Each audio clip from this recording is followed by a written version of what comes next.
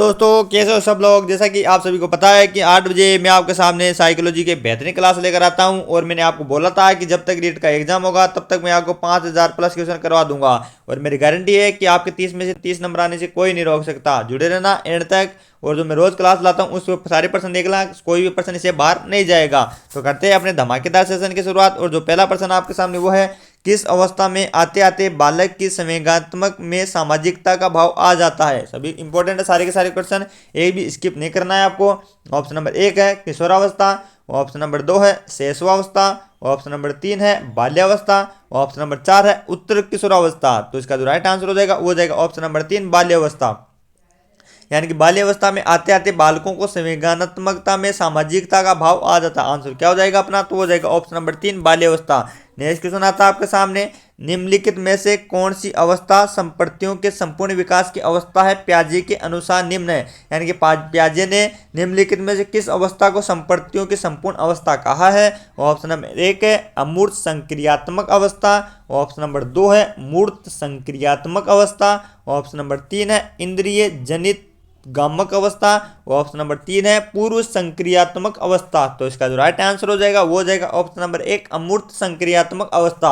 यानी प्याजे ने अमूर्त संक्रियात्मक अवस्था को संपत्तियों के संपूर्ण विकास की अवस्था कहा है।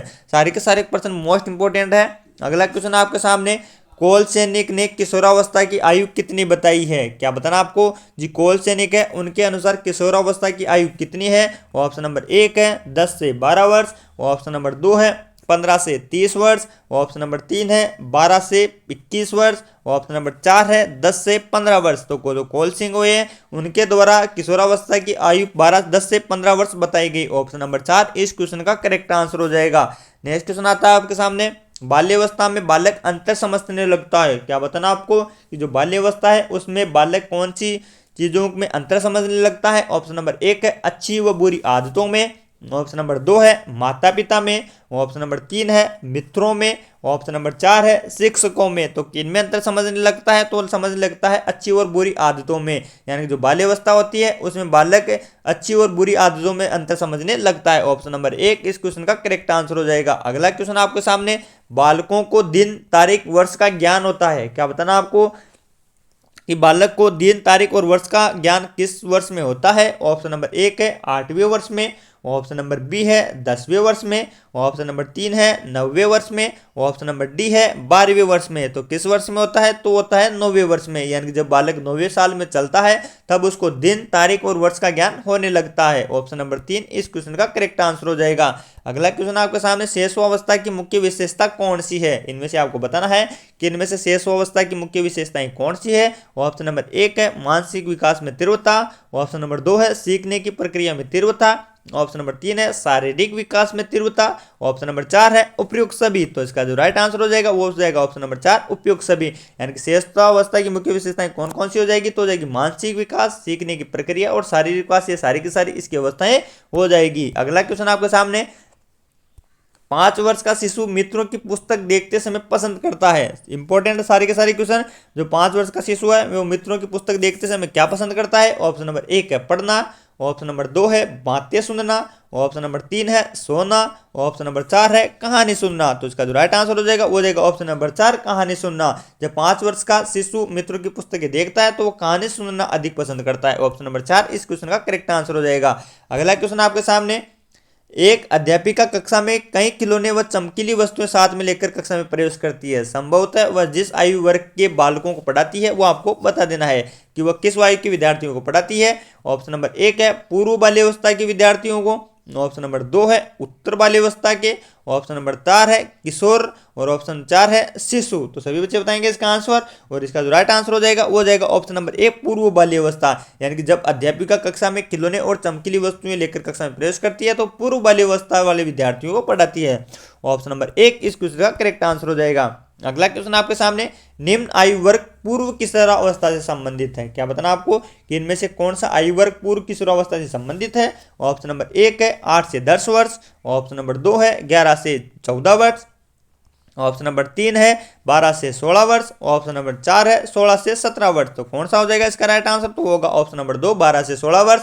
जो पूर्व किशोरावस्था से संबंधित रखता है। ऑप्शन नंबर 3 इस क्वेश्चन का करेक्ट आंसर हो जाएगा। अगला क्वेश्चन आपको सामने, उत्तर किशोरावस्था का संबंध जिस आयु वर्ग से है वह कौन सी है। क्या बताना आपको कि जो उत्तर अवस्था है, उत्तर किशोरावस्था, उसका संबंध किस आयु से है। ऑप्शन नंबर 1 है 11 से 13 वर्ष, ऑप्शन नंबर 2 है 13 से 15 वर्ष, ऑप्शन नंबर 3 है 17 से 18 वर्ष, ऑप्शन नंबर 4 है 18 से 21 वर्ष।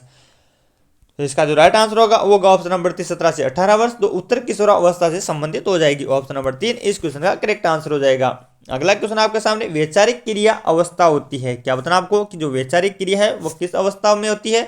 ऑप्शन नंबर 1 है 7 से 14 वर्ष, ऑप्शन नंबर 2 है 3 से 6 वर्ष, ऑप्शन नंबर 3 है 12 से 18 वर्ष, ऑप्शन नंबर 4 है 14 से 1 वर्ष। तो इसका जो राइट आंसर होगा वो ऑप्शन नंबर है 7 से 12 वर्ष। यानी वैचारिक क्रिया की अवस्था कौन सी होती है, तो होती है 7 से 12 वर्ष वाली आयु। अगला क्वेश्चन है, रीना हर समय अपनी साज सज्जा पेटिका के लिए कांच के सामने खड़ी रहती है, उसके जिस अवस्था में होने की संभावना है वह कौन सी है। इंपॉर्टेंट कर लेना इस क्वेश्चन को कि रीना हर समय अपनी साज सज्जा पेटिका को कांच के सामने खड़ी रहती है, वो कौन सी अवस्था में है। ऑप्शन नंबर 1 पूर्व वाली अवस्था में, ऑप्शन नंबर 2 है उत्तर वाली अवस्था में, ऑप्शन नंबर 3 है उत्तर किशोरावस्था में, ऑप्शन नंबर 4 है प्रौढ़ावस्था में। तो वो कौन सी अवस्था में हो जाएगी, तो हो जाएगी उत्तर किशोरावस्था में। यानी कि जब रीना साज सज्जा की पेटिका के लिए सामने कांच के सामने खड़ी रहती है तो उत्तर किशोरावस्था में प्रवेश कर चुकी है।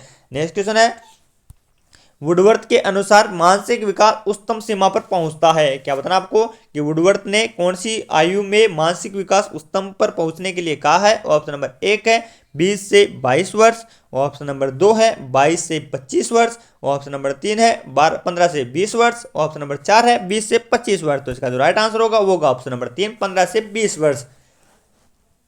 यानी कि वुडवर्थ ने मानसिक विकास को 15 से 20 वर्ष तक उच्चतम पर पहुंचने के लिए कहा है। अगला क्वेश्चन आपके सामने, विकास के संदर्भ में मैकडूगल ने क्या कहा है। क्या बताना आपको कि जो मैकडूगल हैं उन्होंने विकास के संदर्भ में क्या कहा है।